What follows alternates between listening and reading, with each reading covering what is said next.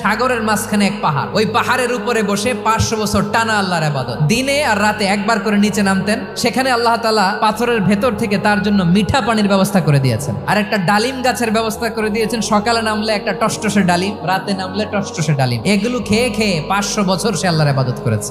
আল্লাহর দরবারে কিয়ামতের কঠিন ময়দানে যখন লোকটা হাজির হয়ে যাবে, আল্লাহ বলবেন 500 বছর ইবাদত করছে তো আমার দয়ায় আমার বান্দারে জান্নাত দাও। এই বান্দা বলে বালবি আমালি, আল্লাহ তোমার দয়া লাগবে কেন, আমি আমার আমল দিয়ে জান্নাতে যেতে চাই। আল্লাহ বলবেন তাই ঠিক আছে, তোমার 500 বছরের ইবাদত এক পাল্লায় রাখো। আর আল্লাহ বললেন আমি যে দয়া করে সৌন্দর্য দেখার জন্য তোমার দুটা চোখ দিয়েছিলাম, দুটা নয় একটা চোখ আরেক পাল্লায় রাখো। রাখা হবে, দেখা যাবে ওই 500 বছরের ইবাদত হালকা হয়েছে, আর মুহূর্তের মধ্যে আল্লাহর দেয়া একটা চোখের নেয়ামত ভারী হয়ে গিয়েছে।